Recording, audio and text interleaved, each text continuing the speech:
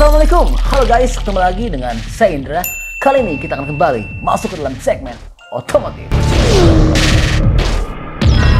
Baru-baru ini Mazda CX-3 ketambahan varian baru sehingga dapat bersaing dengan Honda HR-V. Nah, makanya di video kali ini kita bakal bahas kira-kira lebih baik mana sih antara Mazda CX-3 dengan Honda HR-V, karena ini bakal bermanfaat buat kamu yang lagi bingung untuk pilih kedua mobil tersebut. Oke, untuk mempercepat waktu kita mulai, tapi jangan lupa dong untuk subscribe dulu ya. Oke, langsung mulai alasannya dan juga simak kira-kira lebih baik mana sih antara Honda HR-V dan juga Mazda CX-3.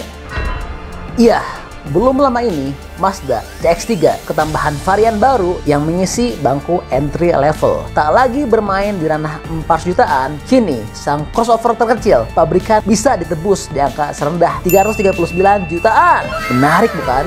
Yaitu adalah model 1,5L Sport. Meski menggendong mesin lebih kecil, perbekalannya nggak bisa dipandang sebelah mata. Namun, di harga segitu, kamu bisa aja bawa pulang Honda HR-V 1500cc dalam spek tertinggi. Karena HR-V memenuhi syarat lokasi PPNBM, HR-V 1,5L E Special Edition digadangkan hanya seharga 337,1 juta.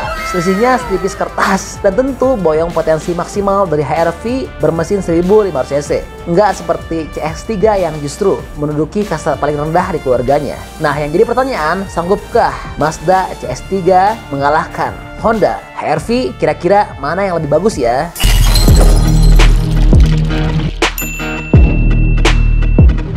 Oke, perbandingan pertama, desain manis crossover 5 penumpang. Crossover sekelas HR-V dan CX-3 menawarkan lengkungan manis yang memikat, memancarkan aura sesuai identitas masing-masing pabrikan. Bebas sesuaikan preferensi siapa bisa mengikat hati lewat gaya. Mau image kuat SUV bertampang elegan, bisa pilih CX-3 dengan proporsi kepala 4 pilar. Sementara itu HR-V cenderung terlihat seperti hatchback jangkung berkat profil busur panah mengkurva di jendela. Namun, kesampingkan soal desain, mari bandingkan perlengkapan tubuh. HR-V Special Edition akan memberikan kesan wah. Bagaimana tidak? Ia mewujudkan perlengkapan setara varian 1800cc dalam paket terjangkau mesin 1500cc. Sebut saja penerangan utama full LED plus DRL dan fungsi auto leveling. Belum lagi bezel fog lamp spesifik berisi strip fender dioda untuk fog lamp. Kemudahan akses smart key di handle pintu eksis. Pembedanya paling banter tanpa panoramic sunroof dan menggunakan velg alloy 17 inci two-tone model kembang.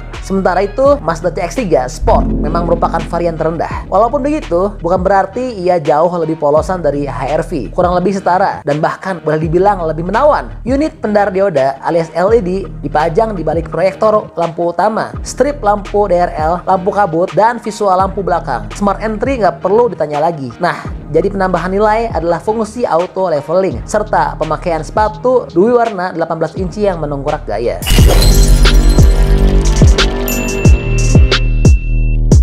Oke, yang kedua adalah perbandingan penawaran rasa mewah dalam kabin. Para kontestan crossover 5 penumpang ini punya penawaran tersendiri dalam kabin untuk menghadirkan rasa mewah. HR-V memainkan lebih banyak panel empuk, terutama pada door trim. Belum lagi ia mengusung material leather sebagai pembungkus bangku. Ditemukan juga leather steering wheel yang menggugah. Semua ini disudahi panel kontrol modern seperti head unit touchscreen dan panel sentuh AC otomatis. Dari segi sebaran material, mungkin CX-3 terlihat kurang mengimbangi HR-V.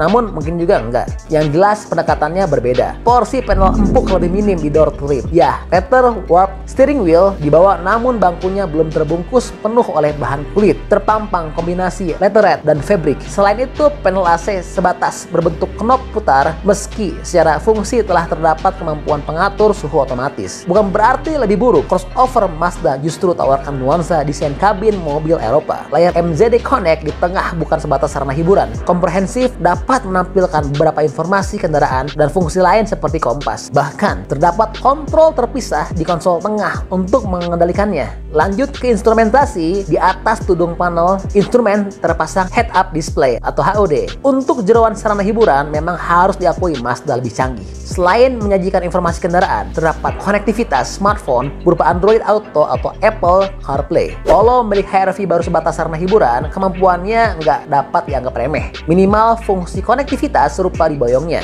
Jadi aplikasi seperti pemutar media online, navigasi berbasis internet, dan lainnya bisa dinikmati. Soal fitur pendukung kenyamanan lain bisa dianggap berimbang. Sebut saja automatic parking brake lengkap auto hold, beban perjalanan saat stop and go jadi semakin ringan. Belum lagi peranti seperti tombol start stop engine sampai pengaturan kolom, setir, tilt, and teleskopik dipastikan cukup untuk memenuhi hasrat. Satu kekurangan yang agak fatal dalam kabin CX-3 adalah ruangnya agak sempit. Dari dimensi eksterior saja lebih kecil, tercatat figur panjang 4275 kali lebar 1765 dan tinggi 1535. Di atas wheelbase panjang 2570 mm.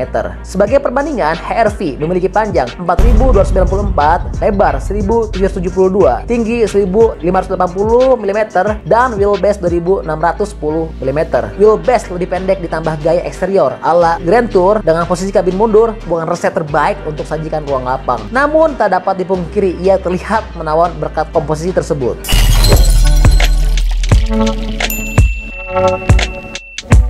Dan perbandingan ketiga yaitu karakter berbeda dari mesin 1500cc. Kehadiran opsi 1500cc di Mazda CX-3 jelas menarik. Lebih terjangkau lantaran bermain di ranah 1500cc NA tanpa mengompromikan fitur komplit yang kompetitif. Tapi kalau adu kekuatan memacu, Honda masih memegang trofi di kelas ini. Engine 4 silinder mereka sanggup melontarkan tenaga sampai 110 PS di 6.600 rpm dan torsi puncak 145 Nm di 4.600 rpm. Semua tersalur ke roda depan via transmisi CVT yang halus. Lain cerita di Mazda, ekstraksi pemacu CX-3 hanya mencatatkan tenaga 110 PS saat jarum RPM menyentuh angka 6.600. Besaran momen puntir kurang lebih setara di angka 144 Nm pada 4.000 RPM. Walaupun lebih ciut, arsemennya mengisyaratkan kalau kontestan Mazda menyenangkan untuk dikendarai. Salah satunya penggunaan transmisi otomatis Sky Active Drive 6 speed. Ada pula sokongan lain berupa teknologi G Vectoring Control atau GVC demi menyuguhkan pengendalian nikmat. Semburan torsi akan diatur sedemikian rupa kala menikung sehingga memberikan dinamika pergeseran bobot optimal dan stabilitas terbaik.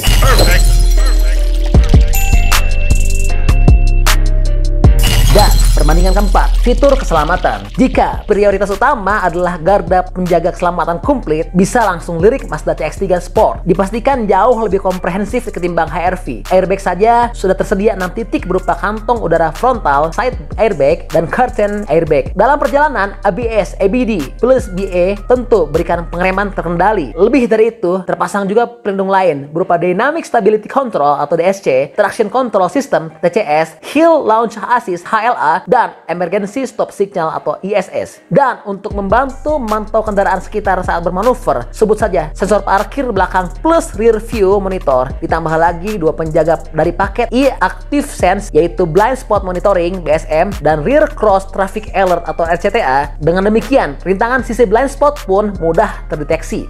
HR-V pun belum selengkap itu, namun nggak benar-benar payah atau polosan. Terpasang juga dual SRS airbag untuk penumpang depan, ABS, ABD, BA nggak perlu ditanya lagi sebab telah terpasang alat kontrol stabilitas Electronic Vehicle Stability Assist atau FSA. Juga pelindungan ekstra turut hadir dalam bentuk Hill Start Assist atau HSA dan Emergency Stop Signal atau ESS. Sementara itu, untuk bantuan memantau diwakili parking sensor dan kamera mundur aja.